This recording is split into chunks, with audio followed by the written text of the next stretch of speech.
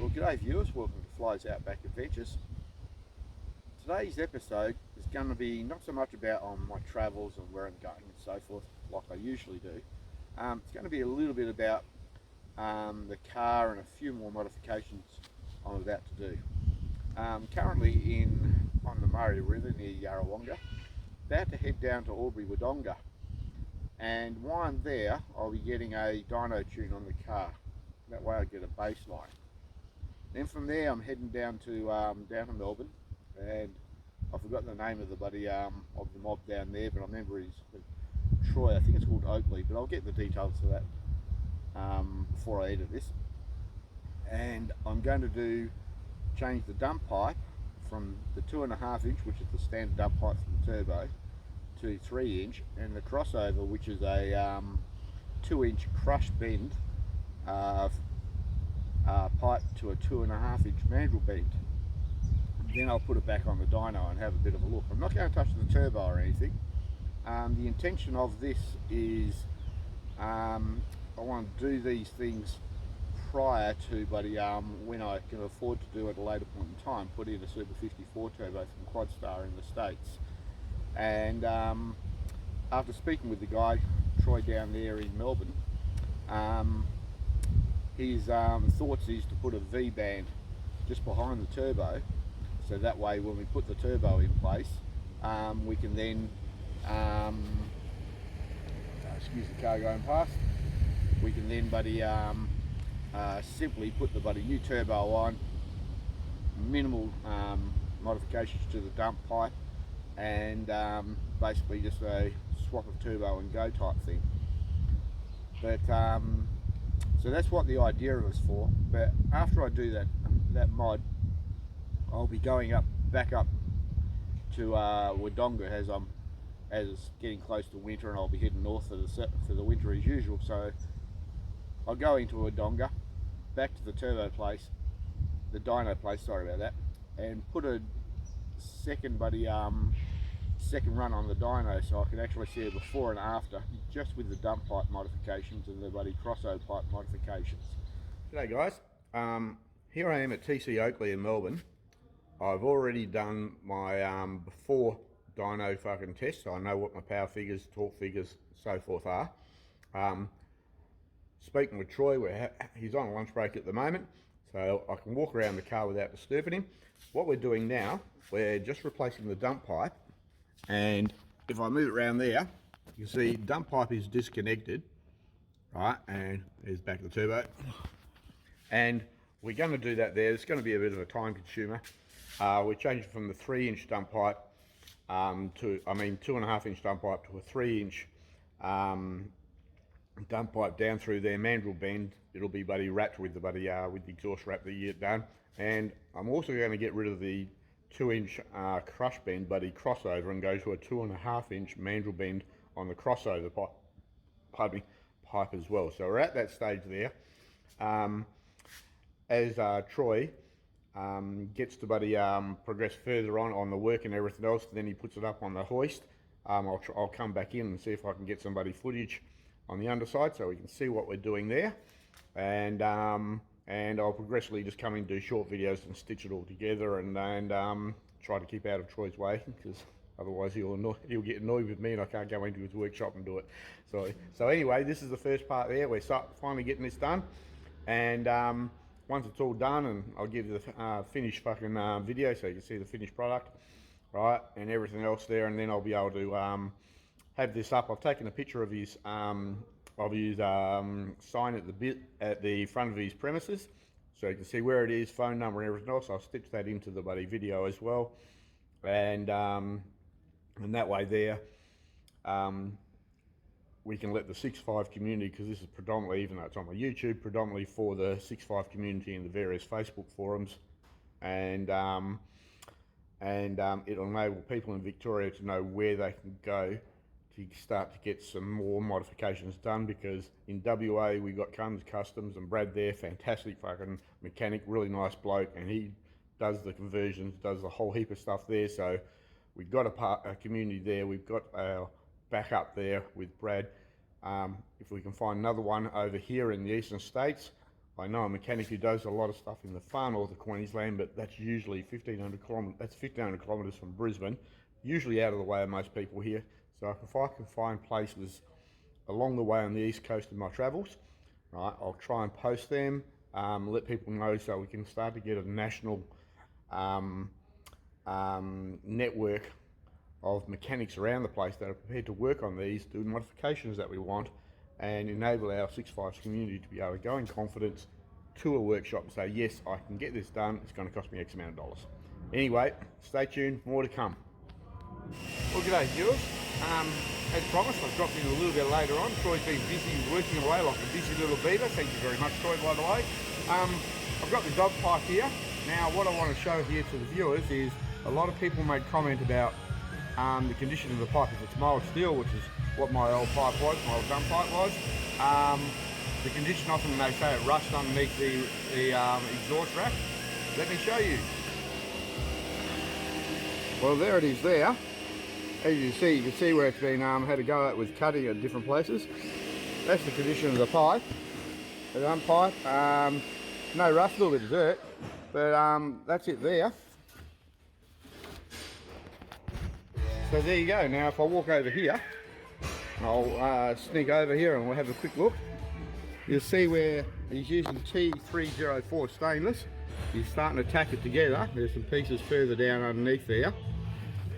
A couple of other pieces he's got together. Now Troy's just stepped out from underneath the car, so he's doing a lot of the work while it's on the ground, which is, I give him credit. To me, that's the hard way of doing things, but his workshop, his chock is full of cars everywhere, all at various different stages of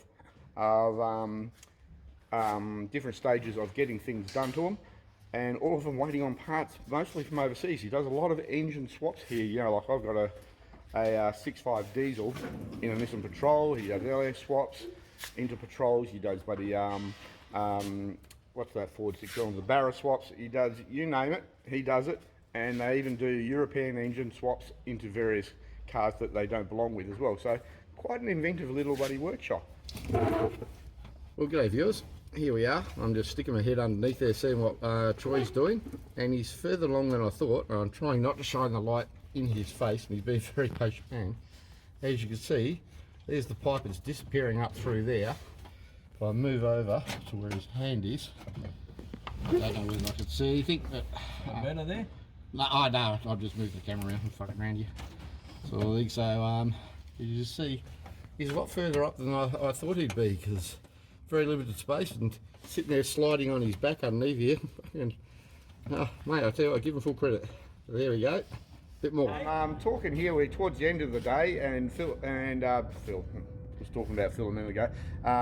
Phil, that's over there at Buddy 6.5 Forums. I was speaking with Troy. Now Troy's starting to get the final shaping of the dump pipe done. He's been working all day. There's a lot of work involved, right? And he's about to explain something to me, and he said he would do it on camera. Yeah. G'day Tony, Troy, Fred, hey, mate, Sam, how are you? Very well, buddy. So basically we got the bottom half done. So we made it in two pieces with a V-band for you. So look, if you're stuck on the side of the road while you're travelling, it'll make it a bit easier for you to get out. So yeah, we're going to put the bottom section in, put the V-band on the top, make sure we've got clearances for you, and weld it all up. Too easy, eh? Man, this is coming in too good. 304 stainless, man, it looks too good for my truck, but I'll take it. Nothing's too good for you, mate. And you notice the cool Pink Floyd, this is from the Wall album, right? Very, very cool. He's been running it all day. Every time I just come in for a little bit of a snippet of buddy, see if I can get more footage and not be in the way. I'm hearing the Floyd there. It brings me back 40 odd years listening to this stuff all the time, yeah? Anyway, I've got to go. I'm dribbling. Well, g'day viewers. We're a bit further down into the night now. It's 8:45 at night. You know, old fucking Troy's working his ass off, I tell you. Right. Anyway, I've got the main part of the dump pipe before we do the finish welding and before we put the wrap on there, and we got the top part of the dump pipe. That's being finish welded. We got the EGT connector sitting in there, and we've got that one wrapped. So I'll give you a quick view of it. So there she is there. That end's hooking up to my exhaust, and as you see, there's the V-band here, V-band connection, and that part there hooks up to the back of the turbo. Sort of thing. So there's the progress of it. So it's still going along there. A bit like a kid at the candy store. Pretty excited actually. Anyway, I'll catch up with you later. Well, g'day viewers. On day 2 of the crossover and dump pipe upgrade, and we've got Troy here. He's had a look at my buddy flanges that you use to tie the buddy crossover pipe up to the manifolds, and one of them he can't reuse. Right, so what he's doing, he's on a buddy computer and he's making a drawing of them, right, and he's making some adjustments as I see, but I'll give you a quick show of what he's doing. Right, as you see there, he's zoomed it in, he's moving his lines around, he's working all that sort of stuff. Basically we're going to come up with a shape, and then after that we're going to do this, and I'll have to put a pause on it for a second. Continue recording, and he's got one of these little cut. Is it a laser or buddy? Plasma. It's a plasma cutter, and put my chips there for a second. All right, and he's going to cut one out custom, and if I hang around quietly and don't disturb buddy Troy too much, right, we'll get to actually film a little bit of him cutting it out, so we're getting custom made flange for our crossover sort of thing. So he goes the extra mile, you know, a bit of fabrication here as well, so pretty cool. Also those snorkels, by the way, as I found out, pass that on to Phil, alright, sort of thing. So hopefully Phil will give some updates on the forums as well. Okay, I'll catch up with you next time. Well, here we are viewers, and he's just about to do the buddy the plasma cutting. And if I get in close, not too close though. Right.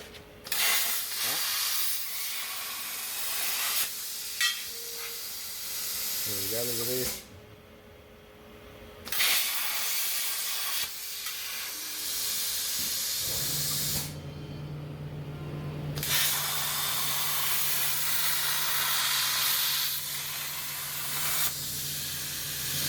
Job done. Now he's done a 1/8 sample, you know, only on thin stuff, just to get a bit of an idea, and he'll do a test of it. So I'll wait for him to buddy grab it, and you can have a look at the shape. There it is there, one shape. Looks more like a gasket more than anything else. It's had a very thin stuff at the moment, and he'll do the proper finished product a bit later on. That gives you an idea, so pretty fucking quick and easy, eh? Well, there we go. You're seeing Phil. Lucky Phil. Tradesman at work. That would be Sam. Not really. It's Troy. We have a fucking running joke last few days. There we go. I'll put it on widescreen to try and show a bit more. There we are there. If I grab that. What happened to the light? You broke it. No, I broke it. There we go. Pause, restart. There we go. That's the crossover pipe disappearing deep into there. A bit of a nightmare, lack of space and everything else. There's the bottom of the dump pipe with the crossover pipe. We got more room around the oil filter, which is good, right? And we might even be able to see the dump pipe, that's the one to the right, going north. So job done. And for those curious, I'll see if I can get the footage. There it is there, that's the expansion section. So there we are there, we got that there, so now it's just a matter of reassembling everything after 3 million eons trying to get this together. Hard work, I tell you, and I was only watching. Well, g'day viewers, here we are in the dyno bay for the second run. This gentleman over here, this is Jordan. He's a dyno tuner, he does 4-wheel drive work, so if you need somebody work and you're up here in Albury Wodonga, he's the bloke to see. Right, we're just going to do a second run on this. He's in the process of chocking it up and tying the thing down, and we'll just do the second one, see if there's a difference, and to be honest I don't think there will be much of one, but we'll see how we go. And next part of the video will be when you hear the engine scream.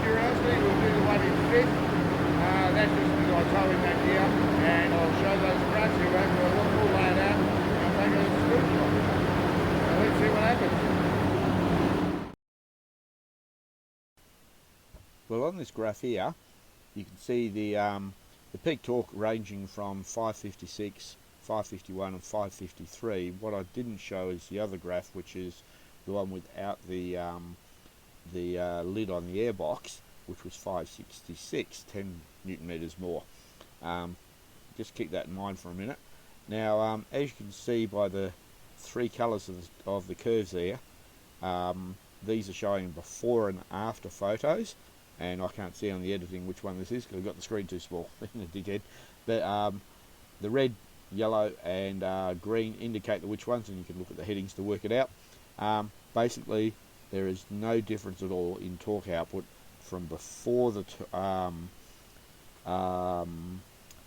first or the before dyno run versus the after dyno run, after the larger dump pipe and crossover was put in place.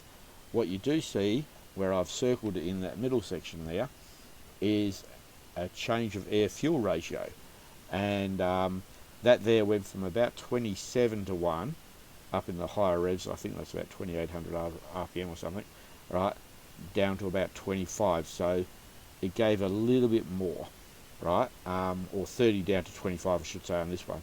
Now the next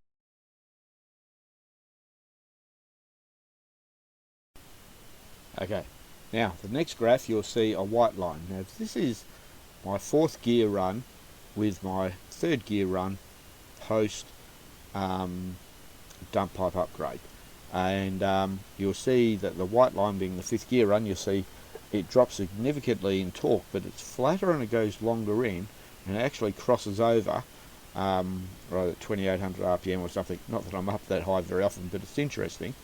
And you'll see again a further reduction in the air fuel ratio, bringing it from 30 down to 27. The white line brings it down to 25 to 1 for the air fuel ratio, making it a little bit richer. That sort of explains why, to me anyway, even though the torque figures are lower, at the higher speeds, if I'm doing 110 or 120 k's with a caravan, not that I recommend doing it, not that I do it, right, I have, well actually I'll be honest, I did do a little play one time, I can actually feel the difference in the way the engine behaves versus doing 100 kilometers an hour, and which is my normal speed. But I just wanted to throw this graph in as well, because when I do tow in fifth gear, which everyone says not to do, but I've been doing it for donkey's years, so I'm not going to change. And I just wanted to display that information just for your curiosity. Well, g'day viewers. After doing the dyno run and going through the dyno sheets, which I should have just done with a video overlay, with a voice overlay, I'd like to do a little bit more of a deep dive into the figures.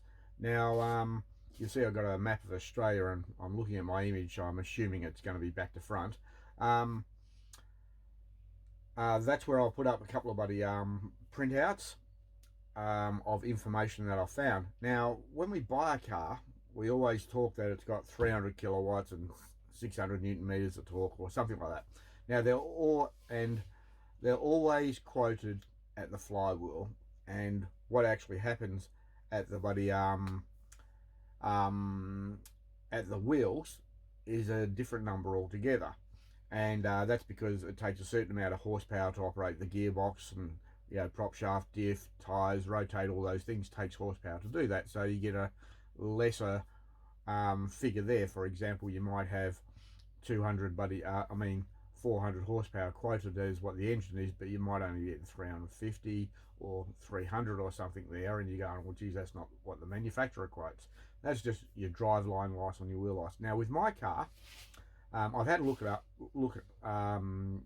online to see how much is a typical drive line loss on a Nissan Patrol, the GU, and it says between 15 and 20% of the horsepower is lost through the drive line from the flywheel.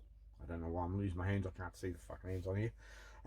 Through the flywheel, and to by the time it gets to the wheels, so which is where the chassis dyno measures it. Now torque is a little different. Torque, quite often it says if you go a bigger tire. Right, so wait, let me backfeed a little bit. Now also I've gone up in tyre size from 31s to 33. Now that tyre size changed plus the tread pattern I've changed, because I've gone from an all-terrain to a rugged terrain, which is almost a mud tyre but not quite. That affects how much power and torque is coming in as well. Now the figures I've got, again, I'll put them up there somewhere. There's the finger. There it is. There, film. It's funny looking at the camera working this out. There somewhere is between 5 and 10 horsepower. Now, every car is different, as we know. So, what I've decided to go with, I've just decided to go that mine's really good and it's not losing much horsepower for bloody through the drive line, even though it's done 350,000 kilometres. But just because it means I'm using lower figures. So I've decided to use 15% as the driveline loss. Now I get between 5 and 10 horsepower for the bloody tyre size difference. So I've gone for 5 horsepower. Again, I've gone the lower numbers, and also on top of those drivelines, I've got rid of my viscous hub on my radiator fan, and I'm bolted directly to the water pump. So it's a solid drive radiator fan, and that takes about 2 or 3 horsepower as well. So I think I'm fairly safe to say, conservatively, I'm losing about 20% of my horsepower from my flywheel. So by the time the dyno gets to read it on the dyno thing. Now with the torque figures, this is a little bit interesting, because what I found on the torque figures is that if you go up in horsepower, in tyre size I should say, you can gain more torque, because what actually happens is you get more bigger footprint on the ground, so therefore more tractive effort, so you have greater grip, which gives you more allows more of the torque transfer to happen. And so if you go 31s to 33s, you actually get increased torque at the tyres. Now the problem is with that is when you put it on a dyno, you're sitting rollers, and if you imagine if I get 2 textures to try and demonstrate this, and if it's over there, oh, it's really shit demonstration, bear with me a little bit. Yeah, that's right, yeah, right. And if that's on flat ground, you see there's a lot of footprint on my flat ground there being my hand. Now if I get say that's my tyre and that's the roller of a dyno, you actually get, if I can angle that there, a line contact patch. So you just get literally a line as the round diameter of your tyre versus the round diameter of the roller on the dynos make contact, much like a roller bearing is a line contact for its rolling resistance when it's doing that there, and a ball bearing is point contact because it's a sphere. The balls are, versus a bush bearing, like on a big end bearing, which is a buddy which has its contact over the entire surface. Oh, excuse me, I've just had dinner, even brushed my teeth didn't work. That has a greater contact patch because that's over the entire circumference of the bearing surface, because it's just a plain bearing. Now so consequently, I don't believe, I couldn't find any information, but I don't believe, based on what I know about bearings, and I'm referring to my trade background of donkey's years ago when I actually did it, that the tractive effort that you gain by putting a round tyre on a round wheel that the bloody dyno hubs have, right, that you actually gain tractive effort. I actually think that whatever power loss you lose in percentage term, you're losing the same in torque. And I have seen some people say that when they put their bloody car on a dyno with 31-inch tyres and then they put it on with 33-inch, they actually get a loss of torque. Now also confirming, like I spoke with Jordan, the guy who did my dyno tuning, or dyno, says how much horsepower, this is before I researched it and found my own independent information, how much horsepower you lose with a drivetrain typically on a patrol and everything else. And obviously he's done a fair bit, so he knows these type of things as a rough guesstimate. He says, generally speaking, the rule of thumb is when you put a car on a dyno hub versus a chassis dyno, which is where you're measuring it from the tyres, and a hub dyno, you actually take the wheels off, and the dyno is actually bolted to where you would bolt your tyres on your stud pattern, and that way there's no loss through tyres. That's generally 50 horsepower. And anyway, so putting everything together, seeing those bloody sheets, which hopefully you'll see up there on the corner, you'll see I've gone with a total of 20% driveline loss for the reasons that I spoke a bit earlier on, and 20% that's in power, and I've done the same for torque. Now, based on the figures, and I have to actually look at my printout here, the dyno run with the first one, with and without the bloody lid on my airbox on, and there was 1 horsepower difference, so it did nothing, and 10 newton meters of torque, again did nothing. And when you looked at the graph, they just were one over top of the other, right? But hopefully I spoke about that previously. So based on that 20% loss, I did some calculations. Remember, this is only a ballpark figure to give people predominantly in the 6.5 forums a bit of an idea on what you're actually doing at your engine, bearing in mind that I have improved the airflow, I've changed the airbox, so I've got rid of that restriction. I've gone to a 4-inch all through intake from the turbo through the airbox, inside the guard where there's a 3-inch tube in there. Normally that's all 4-inch, right the way through with a snorkel. Now, and that made a huge difference, that did, when I did it. So back on point, geez, I'll often. If you're laughing at this, yeah, I don't blame you. So based on that, 556 newton meters of torque, and 175 horsepower for my first run. The second run was 553 newton meters of torque. That's just air temperature variance or fuel variance. That's nothing, right? And 178.4 horsepower. So 175 horsepower is the figure I've gone for, and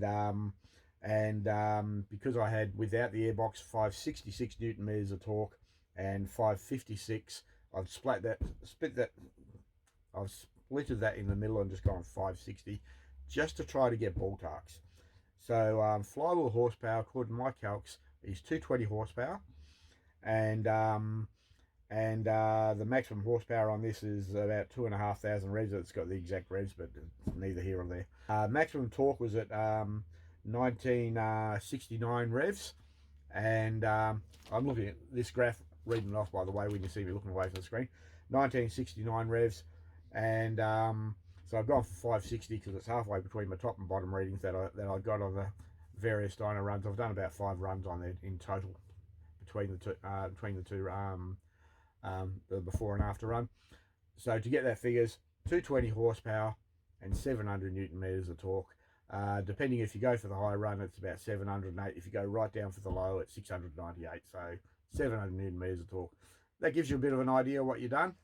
And it's only a guide. It's only a guide. It's not an exact figure. There's bloody blowfly blowing around here. And so I think so. Hopefully this video helps the guys on the 6.5 forums that we follow on Facebook in Australia, and predominantly that's what it's about. And I think I'll print out the figures in pound feet as well as newton meters, because I know a very small amount of people actually look on my channel from overseas, alias, predominantly America. I might get 3 people look at it, but just for those 3 viewers, I'll put up the figures in American speak. Just a little footnote. Those that are interested, if I was going to keep the standard, I should put that down a little bit. The standard Garrett turbo that we get when we do the conversions at Brunswick and other places, would I do, and I was looking at upgrading a turbo to one of the quad star variants, would I do the dump pipe and crossover mod? Absolutely not. It made no difference, as you should have seen from the previous section of this video. The graph curve both in torque and power figures, were laid over top of each other. They're identical. Only reason I've done mine is at a later point in time I'm looking at putting on a one of the quad star turbos, and I should then get the improvement as far as torque and power is concerned. So once again, I'll say, if you're not going to do a turbo upgrade, you're just going to keep the buddy turbo that the Garrett turbo that we get from Brunswick Diesel when we've done there. Don't waste your money and do it, because you'll get no performance upgrade in the form of torque or power. And I could tell that by when I was driving. I'm thinking there's no difference, you know. So anyway, there you go. So I hope all that helps once again, and this should finally be the end of this video.